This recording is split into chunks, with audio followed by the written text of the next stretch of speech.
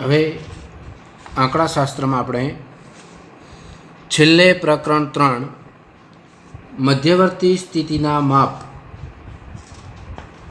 3 મુખ્ય માપનો આપણે અભ્યાસ કર્યો. હવે પ્રકરણ 4 પ્રસારમાન. હવે મધ્યવર્તી સ્થિતિના માપ છે એ મોટે ભાગે સરેરાશ દર્શાવે છે. એટલે પ્રસારમાન છે એ મધ્યવર્તી સ્થિતિની આસપાસ ચલ હોય એ ચલ કેટલી રીતે પ્રસરેલ છે એની માહિતી પૂરી પાડે છે. તો સૌ પ્રથમ આપણે પ્રસારમાનનો અર્થ જોઈએ. તો અર્થમાં આપ્યું છે માહિતીના સરેરાશ માપની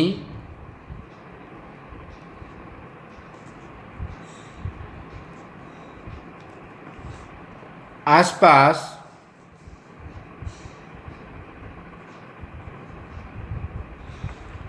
તેના અવલોકનો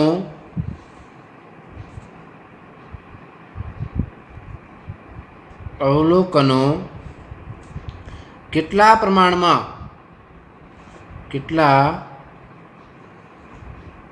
પ્રમાણમાં ફેલાયેલા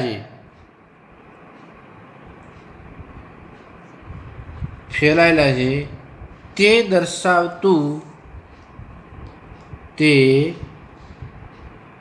દર્શાવતું મૂલ્ય એટલે પ્રસારમાન.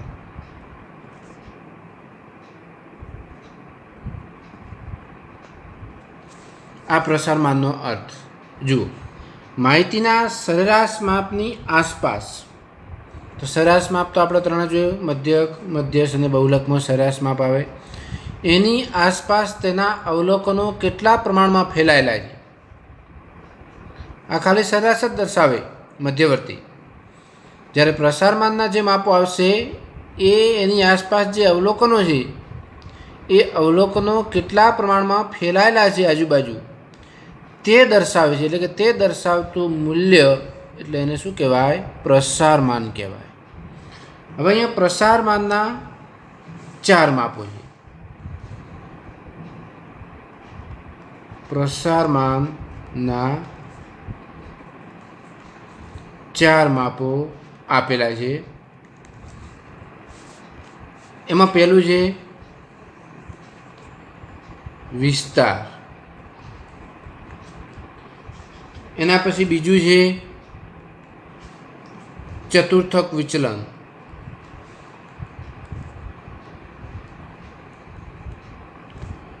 ત્રીજું માપ છે સરેરાશ વિચલન.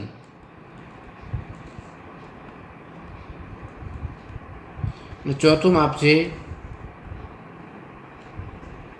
પ્રમાણિત વિચલન.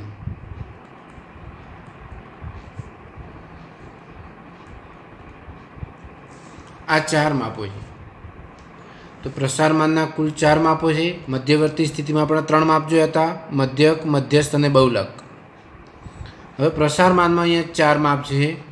પહેલું વિસ્તાર છે, ચતુર્થક વિચલન છે, સરેરાશ વિચલન છે અને પ્રમાણિત વિચલન.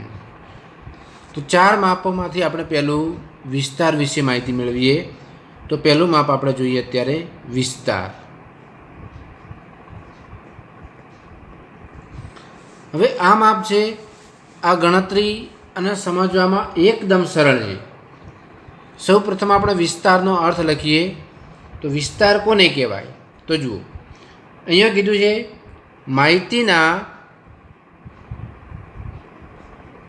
માહિતીના સૌથી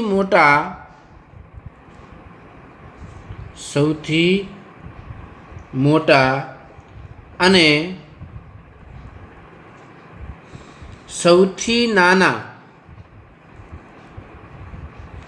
સૌથી નાના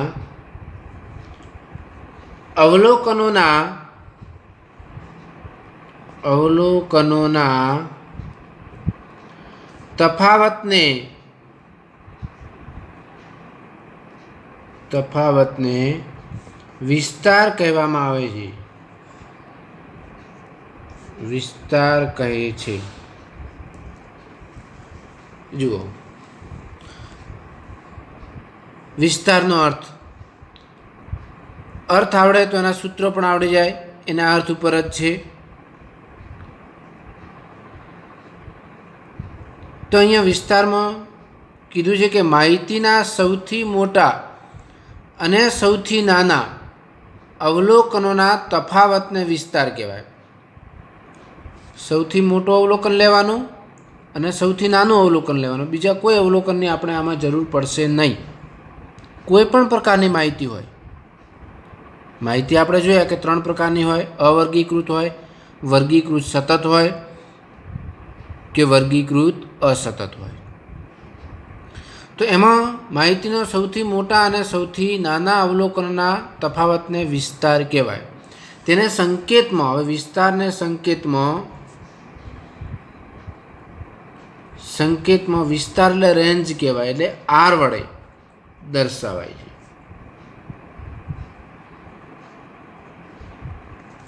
બરાબર.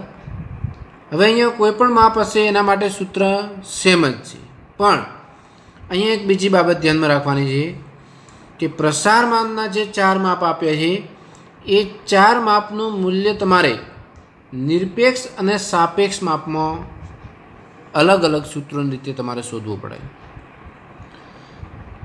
હવે નિરપેક્ષ એટલે વિસ્તાર અને સાપેક્ષ એટલે વિસ્તારાંક કહેવાય.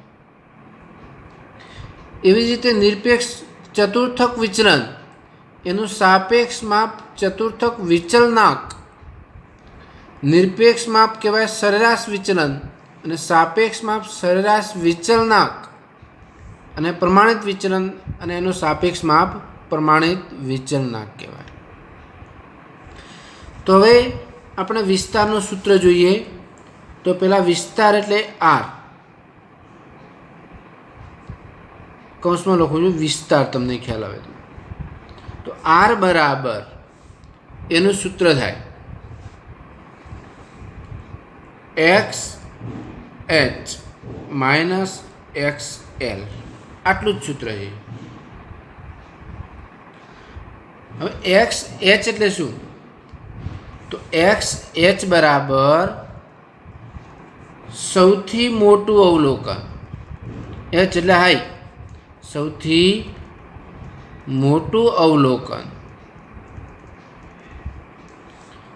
એક્સ એલ એટલે લો, એટલે સૌથી નાનું અવલોકન.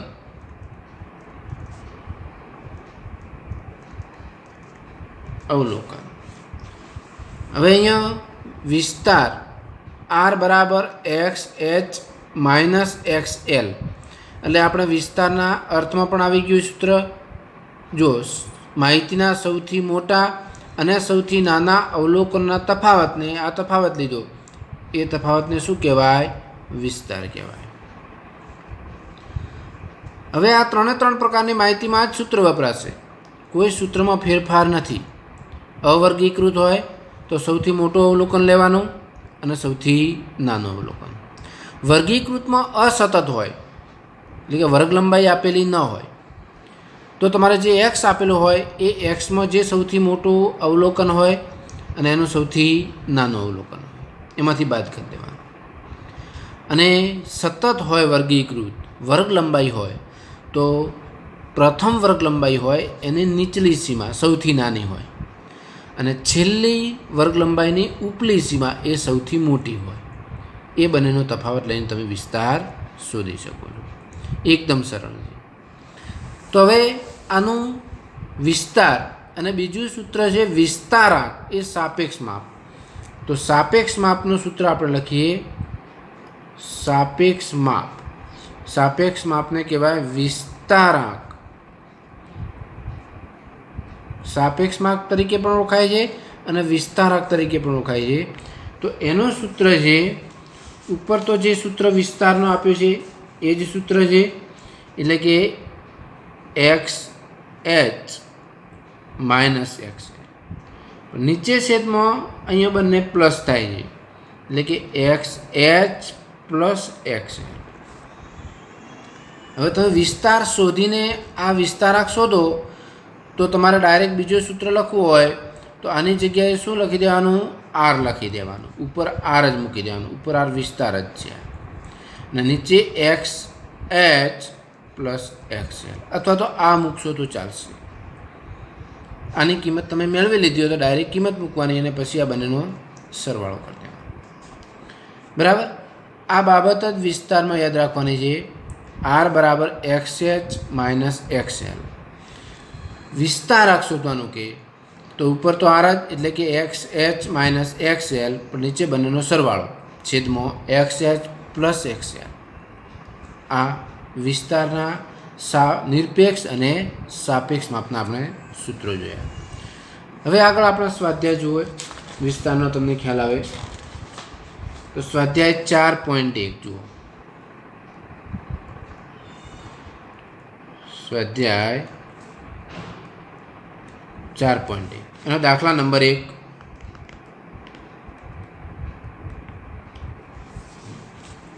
દાખલા નંબર 1 આપણે જોઈએ. તમને આપ્યું છે જુઓ.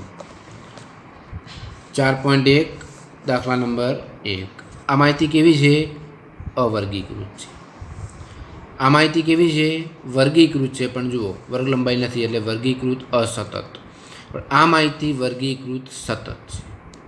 આ માહિતી પણ વર્ગીકૃત સતત કહેવાય. તો અહીંયા પહેલો જ દાખલો આપણે જોઈએ કે એક વર્ગના 10 વિદ્યાર્થીઓની ઊંચાઈ નીચે આપેલ છે. ઊંચાઈ આપી છે 10 વિદ્યાર્થીઓની. જુઓ 162, 145, 170, 181, 167, 151, 175, 185, 169 અને 156.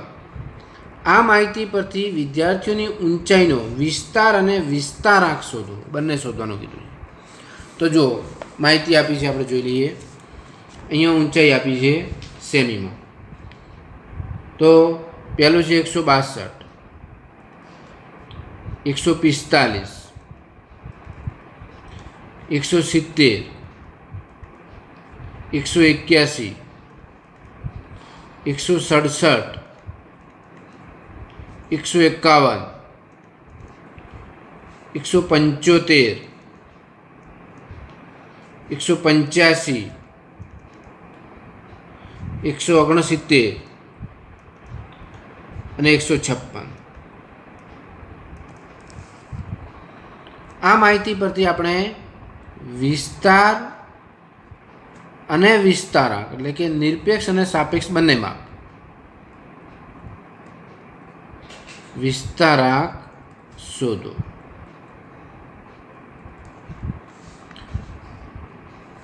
તો વિસ્તારનું સૂત્ર આપણે હમણાં જોયું, ઉપર લખેલું જ છે. વિસ્તાર બરાબર એક્સ એચ સૌથી મોટું અવલોકન અને એક્સ એલ સૌથી નાનું અવલોકન. તો આ જે અવલોકનો આપ્યા છે આને શું કહેવાય? અવલોકન. તો અહીંયા આપણે ડાયરેક્ટ સૂત્ર જ મૂકવાનું છે કે વિસ્તાર એટલે આર બરાબર X H minus X L. X H સૌથી મોટું અવલોકન એટલે આમાં જે કિંમતો આપી છે એ કિંમતમાં સૌથી વધુ કિંમત કઈ? તો અહીંયા આપણે જોઈએ 185 એ બધા કરતાં શું છે? મોટા છે. તો આપણે લખીએ આર બરાબર એક્સ એસની જગ્યાએ 185 માઇનસ એક્સ એલ સૌથી ઓછી કિંમત. તો સૌથી ઓછી કિંમત 145 છે. તો માઇનસ 145. તો આર બરાબર વિસ્તાર તમને મળી ગયો. 185માંથી 145 બાદ કરીએ તો કેટલો આવે? 40 આવે. તો આર બરાબર 40. આ વિસ્તારનું નિરપેક્ષ માપ મળ્યું. હવે અહીંયા સાપેક્ષ માપ શોધવાનું કીધું હોય વિસ્તારાક. તો વિસ્તારાકમાં જુઓ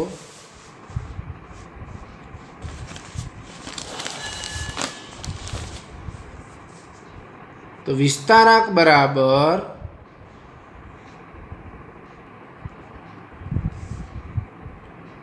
x H minus x L नीचे छेद में x H plus x L अथवा तो ऊपर आर लखी दो नीचे छेद में x H plus x L आनी किंमत तो आपणे मेळवी छे 40 विस्तारनी तो बराबर शोधेलुं हतो फरी लखवानी जरूर नहीं आपणे 40 मूकी दो डायरेक्ट आर छे ज हवे अहींया हता x H 185 plus 145 x L हता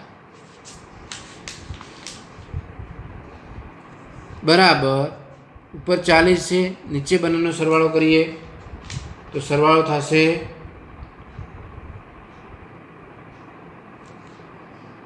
330 तो 40 भाग्या 330 तो अहींया विस्तारक मळशे 0.12 आ विस्तारक तो आ विस्तारकनो અને વિસ્તારનો પહેલો દાખલો આપણે જોયો. હવે દાખલા નંબર બીજો જોઈએ. બીજો દાખલા નંબર 2 જુઓ. આપેલું છે અહીંયા એક બસ કંપનીની 77 બસ શહેરમાં મુસાફરી માટે પ્રાપ્ય છે. કોઈ એક દિવસે કોઈ એક સમયે બસમાં બેઠેલા મુસાફરોની સંખ્યાના નીચે આપેલા વિતરણ પરથી એક બસમાં મુસાફરી કરતા મુસાફરોની સંખ્યાનો વિસ્તાર અને વિસ્તારાંક શોધો. અહીંયા મુસાફરોની સંખ્યા આપી છે અને બસની સંખ્યા આપી છે. કોષ્ટક ભલે આપે, આમાં કોષ્ટકમાં આપણે નવું વધારે કોઈ કોષ્ટક બનાવવાનું નથી. કોષ્ટક લખો તો ચાલે અને ન લખો તોય ચાલશે. तो हवे मुसाफरों संख्या आपणो एक्स है અને બસની સંખ્યા એ એફ છે. આમાં એફની આપણે કોઈ જરૂર નહીં પડે, જરૂર પડશે આ પહેલા કોષ્ટકની. તો આપણો વિસ્તારનો ડાયરેક્ટ સૂત્ર મૂકવાનો છે. વિસ્તાર એટલે x H plus x L. આમાં જે સૌથી મોટું અવલોકન હોય અને સૌથી નાનું અવલોકન હોય આ બે જ અવલોકનો આમાંથી લેવાના છે. બીજું આપણે કશું કરવાનું નથી. બરાબર. આની આપણે વિગતો જોવાની નથી. તો જુઓ અહીંયા આપેલું છે મુસાફરો સંખ્યા અને બસની સંખ્યા આપી છે. બસ જે છે એમ જ કોષ્ટક આપણે લખી દઈએ. 2, 7, 10, 18, 25, 30 અને 37.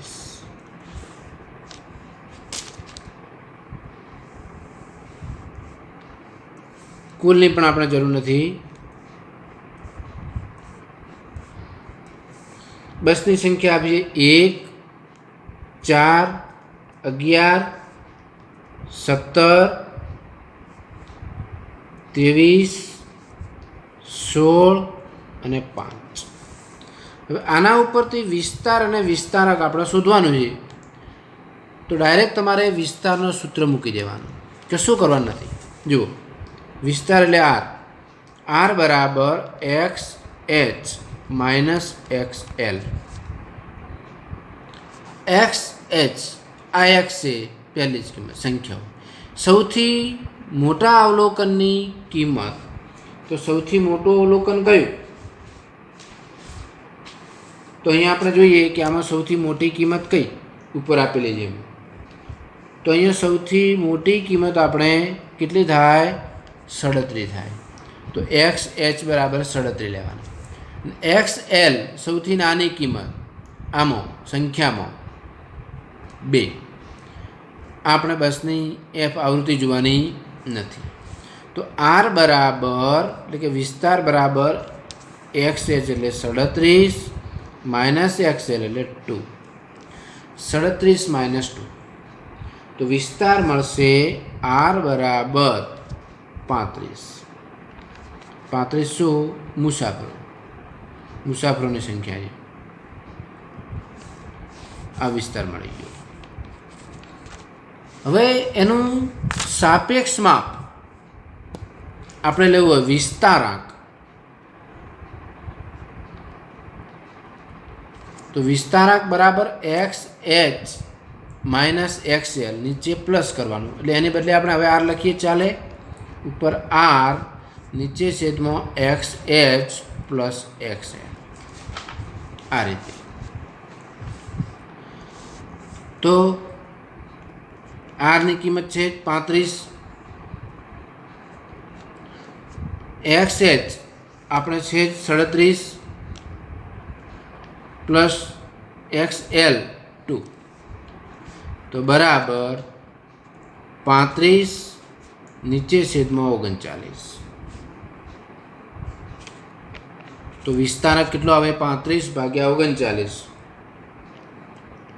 0.90. વિસ્તારક કેટલો આવ્યો? 0.90 આવે. બરાબર. આ જ રીતે તમારે ડાયરેક્ટ સૂત્ર મૂકીને દાખલા ગણવાના છે. હવે દાખલા નંબર 3.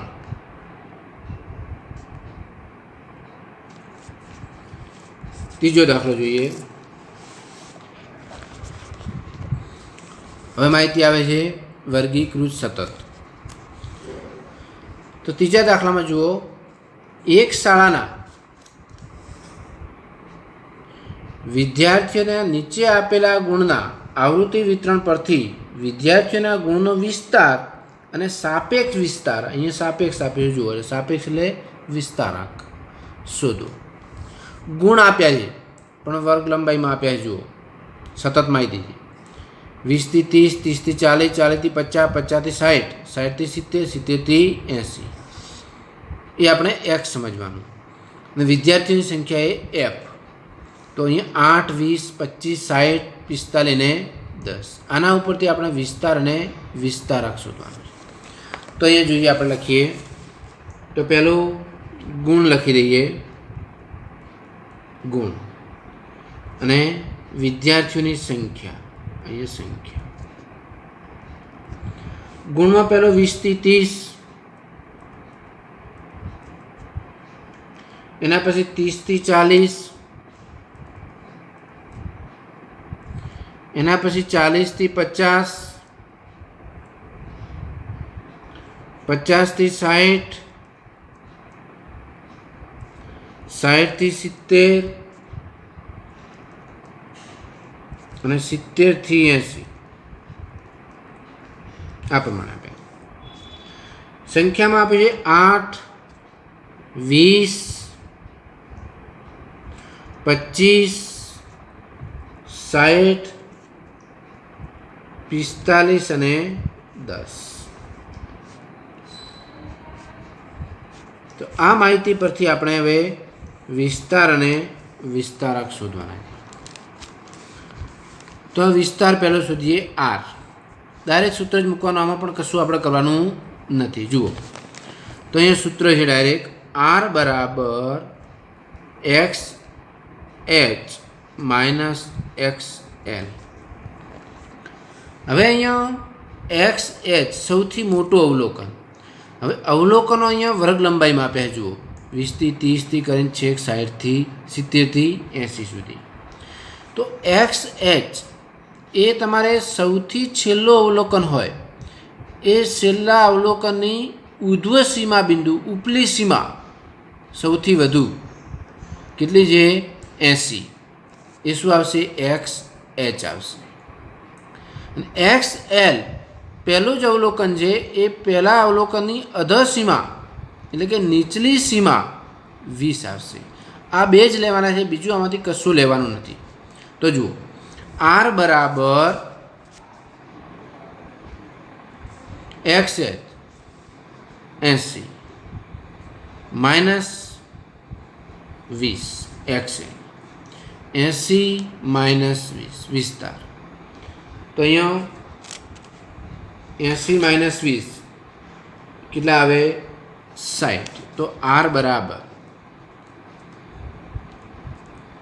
60 ગુણ વિસ્તાર 60 મળે. હવે એનું સાપેક્ષ માપ વિસ્તારાંક.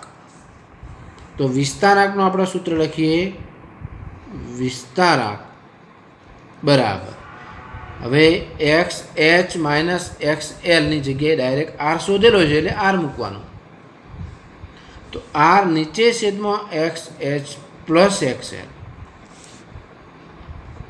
તો બરાબર આર 60 હતો, એક્સ એચ 80 હતો પ્લસ એક્સ એલ 20 હતો. તો 60 નીચે છેદમાં 100, 60 ભાગ્યા 100, 60 ને 100 વડે ભાગીએ તો 0.6 અથવા તો 60. વિસ્તારક કેટલો આવશે? 0.6 અથવા તો 60 કરો તો કોઈ ફરક પડે નહીં. બરાબર. આ જ રીતે બધા વિસ્તારમાં દાખલા ગણવાના છે. હવે છેલ્લો દાખલો પણ આપણે જોઈ લઈએ. દાખલા નંબર 4.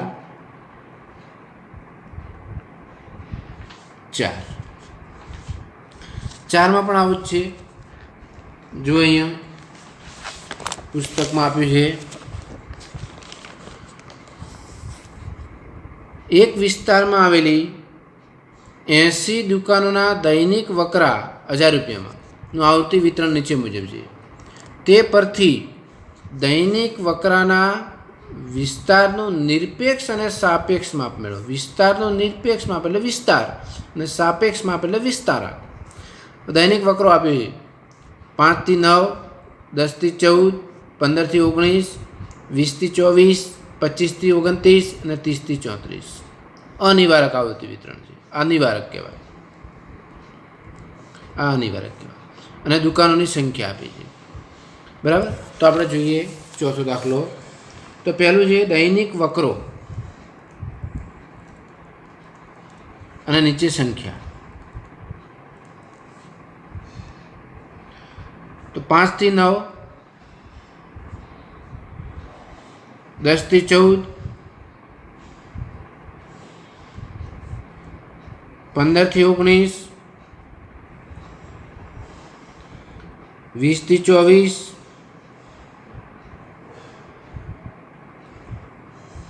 25 થી 29,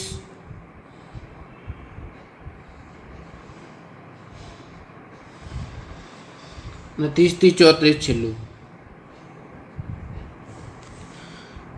દુકાનોની સંખ્યા છે પેલામાં 11, 20, 17, 13, 12 અને 7 એફ છે આવૃત્તિ.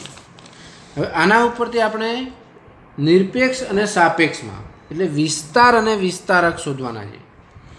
તો પહેલાં આપણે આર વિસ્તાર શોધીએ. તો અહીંયા આર વિસ્તાર બરાબર X H minus X L, એ જ સૂત્ર અને એ જ આપણે પ્રોસેસ કરવાની છે. આમાં એક્સ એચ હમણાં જ કીધું અગાઉ દાખલો બન્યો કે સૌથી છેલ્લો વર્ગ અને છેલ્લા વર્ગની ઉધ્વ સીમા એટલે કે ઉપલી સીમા 34 અને એક્સ એલ પ્રથમ વર્ગની નીચલી સીમા અધ સીમા 5. આ બે જ કિંમતો લેવાની છે, બીજું આમાંથી કશું લેવાનું નથી. તો અહીંયા આર બરાબર એક્સ એચ 34, એક્સ એલ 5. તો આર બરાબર 34 માઇનસ 5 29. તો કેટલો આવ્યો વકરો? 29,000 રૂપિયા. 1000માં ઉપર 1000માં આપેલું. આ નિરપેક્ષ માપ વિસ્તાર.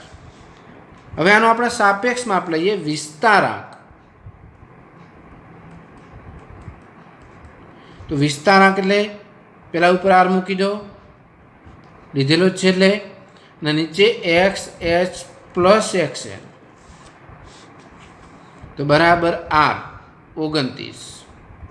નીચે છેદમાં આવશે એક્સ એલ 34, હવે પ્લસ 5 તો બરાબર 29 નીચે છેદમાં 34 5 39 એટલે કે 29 ભાગ્યા 39 તો કેટલું થશે?